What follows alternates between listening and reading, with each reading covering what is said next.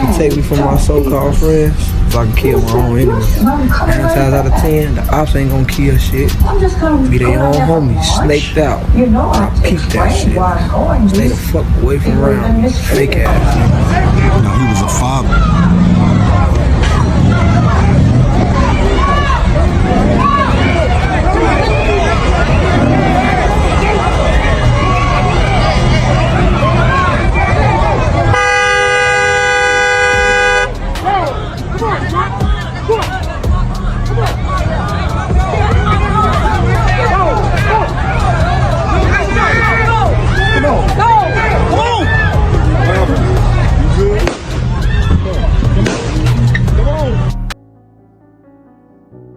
What does betrayal sound like? Is it a whisper behind your back? A secret told to an enemy? Or is it the deafening silence of people you called brothers, standing and watching as you take your last breath? In the early hours of June 30th, 2024, on West Franklin Boulevard in Chicago, that silence was captured on video. A 35-year-old man named Nikko Whitehead, known to everyone as Cheeks or Dayton, lay bleeding on the pavement. The camera shakes, people are yelling, and then a man walks calmly into the frame, raises a gun, and fires. But the most chilling part of the video isn't the gunshot. It's what you don't hear. Nobody screams, no. Nobody rushes to stop it. There is just silence. This story has been told before.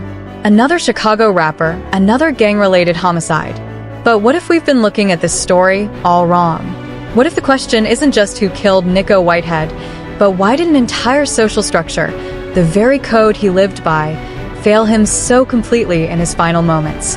This isn't just a story about a murder.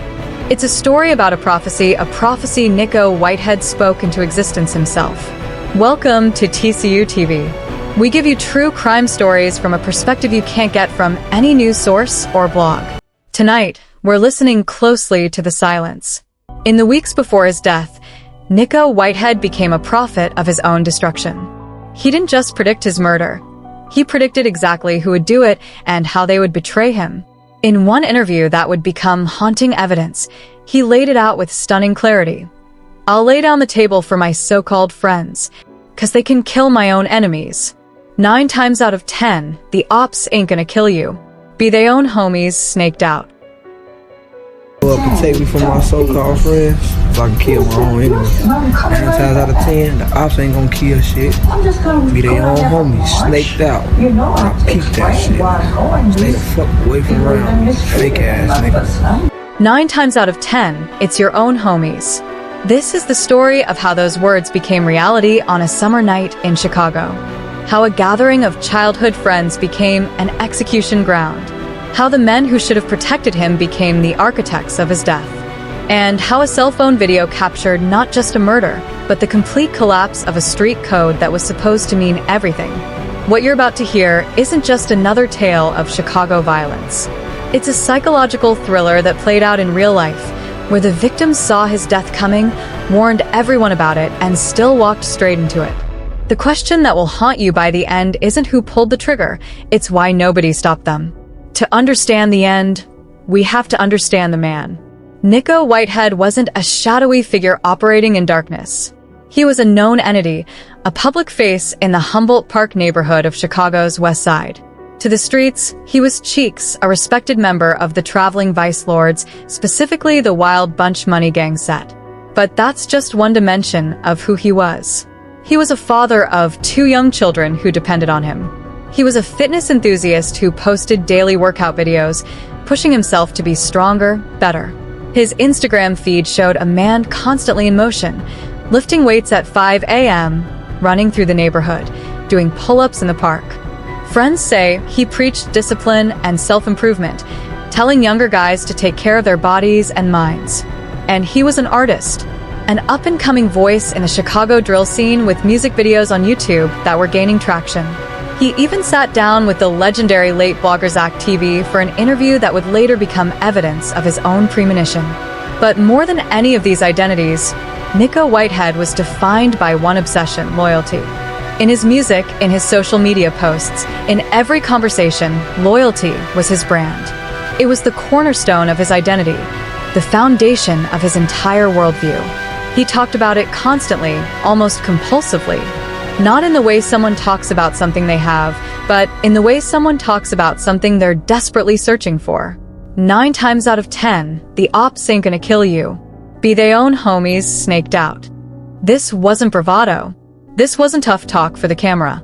This was a man articulating his deepest fear, and doing it with the clarity of someone who had already seen it happen too many times. He didn't just fear betrayal, he expected it. He was preparing for it. In the months leading up to his death, something shifted. Friends noticed it first on social media. The workout videos continued, but the captions changed. Where once he posted motivational quotes about grinding and getting money, now he posted cryptic warnings. "Love ain't the same when you elevate," he wrote in May. "Watch the ones closest to you," he posted in early June. "They smile in your face but prey on your downfall," appeared just 2 weeks before his death. He had recently beaten a federal case, a victory that should have been cause for celebration. But instead of posting about freedom and second chances, he talked about jealousy, about people who couldn't stand to see him winning, about friends who were becoming strangers. One post, dated June 15, 2024, stands out in retrospect. "I can feel the energy shifting. The love ain't there no more. But I'm still gonna be me. If it's meant to be, it's meant to be." 15 days later, he would be dead. But here's what makes this story different from every other street tragedy. Nikko wasn't paranoid. He wasn't seeing shadows where there were none. He was reading the room with terrifying accuracy. Because the federal case he had beaten, some of his closest friends were still facing time for the same charges. His freedom while they faced prison was creating a rift. The money he was making from music? It was starting to eclipse what his crew was bringing in from the streets. Success was breeding resentment. The woman he was involved with? She was the mother of his closest friend's child. A violation of the unwritten rules that govern street relationships. Nikko Whitehead wasn't just predicting his death. He was watching it approach in real time, documenting it, almost like he was creating evidence for the case that would follow. June 29, 2024. A Saturday night in Chicago. The city was alive with summer energy, block parties, barbecues, people trying to escape the heat and the pressure of daily survival. In Humboldt Park, word spread about a reunion kickback. Nothing formal, just people from the neighborhood getting together. Old friends who had grown up on the same blocks, played on the same basketball courts, survived the same struggles. Nikko Whitehead decided to go. Think about that decision for a moment. A man who had been posting about betrayal, about fake friends, about energy shifting, he still chose to walk into a room full of the very people he was warning himself about. Was it loyalty that brought him there? Hope that he was wrong? Or was it something else? A fatalistic acceptance of what was coming? The party was at a house that served as neutral ground, a place where different cliques could coexist for a night. By all accounts, it started peacefully. Music playing, drinks flowing, people catching up. Nikko was there with his reputation and his presence, both of which commanded respect. Or at least they used to. The atmosphere was altered by more than just alcohol. Lean, that purple drink, that codeine cocktail that slows everything down, was being passed around. Pills were making their rounds. The kind of substances that blur judgment and unleash impulses usually kept in check. Then she walked in. The woman at the center of what would become the catalyst. She was the mother of a child with one of Nikko's childhood friends, someone he had known since they were kids playing in the same sandbox. But she and Nikko had been involved. In the civilian world, this might cause awkward tension at a party. In this world, it was a violation that demanded blood. Words were exchanged. Not shouting at first, just that low-voiced confrontation that everyone recognizes as the prelude to violence. The crowd started to notice, conversations dying out as attention shifted to the brewing conflict. "You disrespected me," the friend said. "It wasn't about you," Nikko responded. "Everything is about respect. Then let's handle it." Those 4 words, "then let's handle it," shifted everything. In another context, they might mean a conversation, a clearing of the air. Here, they meant violence was now inevitable. The only question was what form it would take. They agreed to fight. One-on-one, supposedly. Man to man. The crowd formed a circle, that ancient human geometry of spectacle and violence. Phones came out because in 2024, nothing happens unless it's recorded. Nothing is real unless it's posted. But Nikko was impaired. The lean had him moving differently, thinking differently. Friends would later say he was moving sloppy, not like the disciplined athlete who posted those workout videos. As the confrontation escalated, Nikko made a fatal error. He pulled out his gun. Maybe it was meant as a warning. Maybe he sensed the fight wouldn't stay fair. Maybe the substances had hijacked his judgment. But in the struggle that followed, the gun went off. The bullet struck Nikko in his own leg. Now he was on the ground, wounded by his own weapon, vulnerable, and surrounded. His opponent seized the opportunity, grabbing Nikko's gun and beginning to pistol whip him with it. The crowd watched. The phones kept recording, and nobody intervened. This is the moment where the story transforms from a street fight to something much darker. Because in that circle of spectators were men who had known Nikko for decades. Men who had eaten at his mother's table.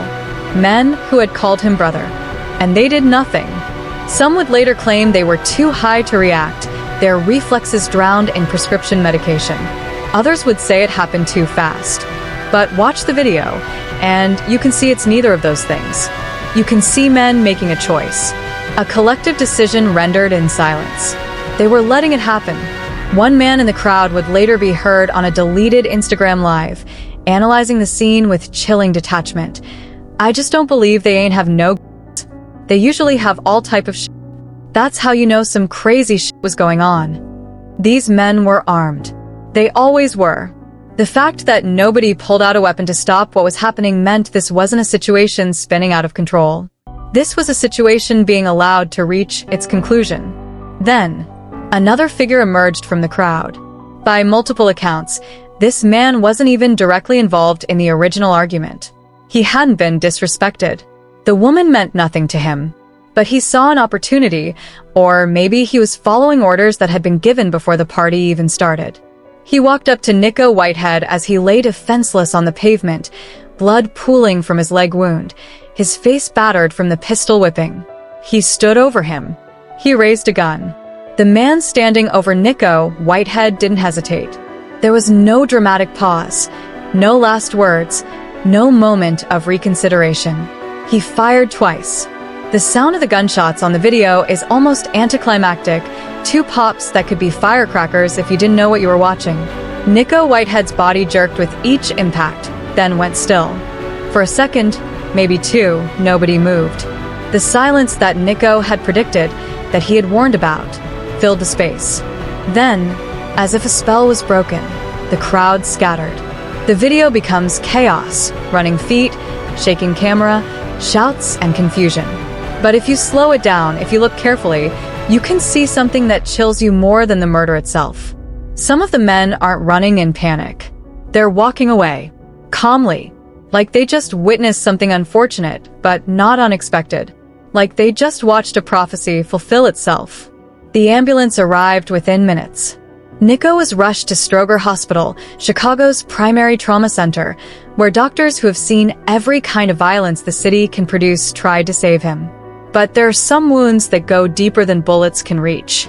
At 3:47 a.m. on June 30th, 2024, Nikko Whitehead was pronounced dead. He was 35 years old. The Chicago Sun-Times ran a brief article. Man killed in West Side shooting. 3 paragraphs. No mention of the video. No mention of the crowd of witnesses. Just another statistic in a city that had become numb to statistics. But on the streets and on social media, the real trial was beginning. The video spread like wildfire through Instagram, Twitter, and YouTube before platforms could take it down. It would resurface with blurred faces, with commentary, with slow-motion replays. Each viewing raised the same questions. Why did nobody help? Why did they let it happen? Who gave the order? Because that's what the streets were saying, that this wasn't spontaneous violence, but an execution that had been sanctioned. That Nikko had been greenlit by his own people. The conversations happening in barbershops, on corners, in group chats, were not about who the shooter was. His identity seemed to be an open secret, whispered but never spoken aloud. The conversation was about the betrayal, about the code that was supposed to govern these situations, and how completely it had failed. Or had it? See, that's the uncomfortable truth that nobody wanted to confront. Maybe the code hadn't failed. Maybe this was the code. Maybe loyalty was always a myth, a story people told themselves to make the constant threat of violence bearable. Maybe Nikko Whitehead's prophecy wasn't a warning. It was just him finally seeing clearly what had always been true. The case remains open but inactive, another file in a cabinet full of files, another unsolved murder in a city with too many to count. But Nikko Whitehead solved his own murder months before it happened. He named the killers, my own homies. He described the method, snaked out. He even explained the motive, jealousy, resentment, the poison that enters relationships when loyalty becomes a one-way street. In the days following Nikko's death, his family struggled to make sense of what had happened. His mother, who had raised him in that same Humboldt Park neighborhood, who had watched him grow from a baby to a man, couldn't understand how the boys who used to eat at her table could stand by and watch her son die. They were like family, she said in one interview, her voice breaking. I fed them. I took care of them when their own mothers were working. How do you watch someone you call brother get executed and do nothing? But perhaps the answer was in the question itself. They watched because he wasn't really their brother. The brotherhood was performance, the loyalty was conditional, and the conditions had changed. The funeral told its own story. On a sweltering July morning at a West Side church, hundreds gathered to say goodbye to Nikko Whitehead. The service was a study in contradictions, grief mixed with guilt, love tangled with betrayal. His casket, draped in white, sat before an altar decorated with photos from his life. The smiling father with his children, the dedicated athlete mid-workout, the young man with dreams bigger than his circumstances. Some of the same faces that had been in that circle of silence were now in the pews, heads bowed, tears flowing. They came to mourn a man they had failed to save. The eulogies spoke of loyalty and brotherhood, the very concepts that had died alongside Nikko on that pavement. His children sat in the front row, too young to understand why daddy wasn't coming home, while his mother clutched tissues and tried to find meaning in the meaningless. But it was the absence that spoke loudest. Empty spaces where certain faces should have been. People who couldn't face the family, couldn't look his mother in the eye, couldn't pretend their silence hadn't been complicity. Even in death, the betrayal continued. Not everyone who had called him brother had the courage to say goodbye. Nikko's 2 children are now growing up without a father. They'll have questions one day about how he died, and someone will have to explain that he was killed not by enemies, but by friends. That the danger he faced wasn't from outside, but from within. That the people who should have protected him were the ones who signed his death warrant. The music videos Nikko posted are still on YouTube, accumulating views from people who discovered him only after his death. In them, he raps about loyalty, about staying true, about watching your back. The comment sections have become digital memorials, filled with RIP messages and crying emojis, but also with debates about what really happened and why. Some blame Nikko for violating the code by getting involved with his friend's baby mother. Others say that's no justification for murder. Some point to the federal case, suggesting Nikko might have cooperated with authorities, though no evidence supports this. Others see it simply as jealousy, crabs in a barrel, pulling down anyone who tries to climb out. But what if it's simpler than all of that? What if Nikko Whitehead died because he believed in something that never existed? What if loyalty in the streets is like a mirage in the desert, something you see from far away, but that disappears the closer you get? The anthropologist Jean Baudrillard once wrote about simulacra, copies of things that no longer have an original. Maybe street loyalty is like that. A copy of a copy of a copy of something that was never real to begin with. A story passed down through generations until everyone forgot it was just a story.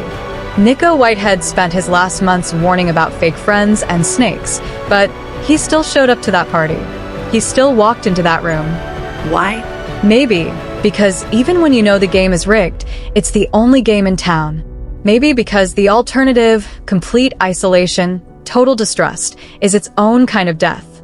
Or maybe he showed up because he had to know. He had to test his prophecy. He had to see if he was right. He was. So where does that leave us? The police are still investigating, though the case has essentially gone cold.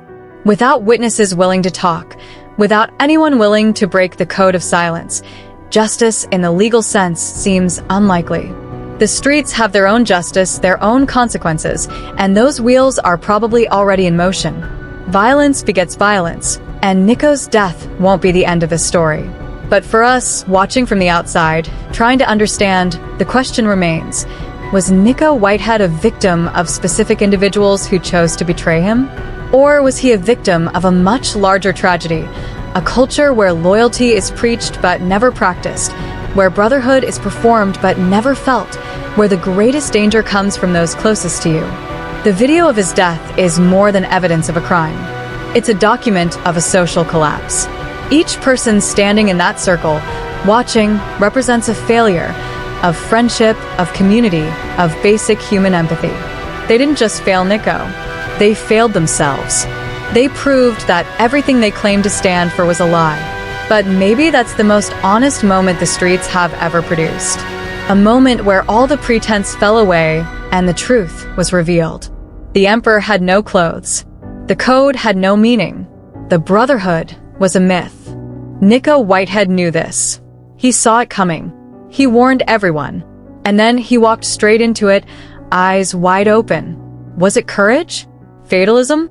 Or just the tragic recognition that when you're caught in a web of your own making, sometimes the only way out is through? His last words on social media, posted just hours before the party, were simple. God got me. In the end, that was the only loyalty he could count on. The only protection that was real. Everything else, the friends, the crew, the code, was just silence waiting to happen. And in those final moments, as Nikko lay on that pavement, surrounded by faces he'd known his whole life, he must have heard it clearly. The sound of betrayal. The sound of prophecy fulfilling itself. The sound of silence. What do you think about this case? Was the inaction of the crowd a form of collective murder, or were they just paralyzed individuals caught in a moment of chaos? Can a code of loyalty ever truly exist in an environment so saturated with violence and distrust? And perhaps most importantly, why did Nikko still show up to that party when he knew what was coming? I want to hear your thoughts. This case raises questions that go beyond simple guilt or innocence. It challenges us to think about the nature of loyalty, friendship, and the codes we live by. Are they real, or are they just stories we tell ourselves? Leave your analysis in the comments below. If this deep dive into the psychology of betrayal and the breakdown of street loyalty resonated with you, please give this video a thumbs up. It truly helps the channel reach more people who are interested in understanding crime from a different perspective. To follow more investigations that go beyond the surface, that look for the human truths hidden in inhuman acts, make sure to subscribe and hit the notification bell. We don't just tell you what happened, we try to understand why. Remember that loyalty isn't just about the promises we make. It's about the actions we take when those promises are tested. Be careful who you trust, but more importantly, be someone worthy of trust. Thank you for watching. Stay safe. And remember, on TCU TV, we give you true crime stories from a perspective you can't get from any news source or blog. This is TCU TV, signing off.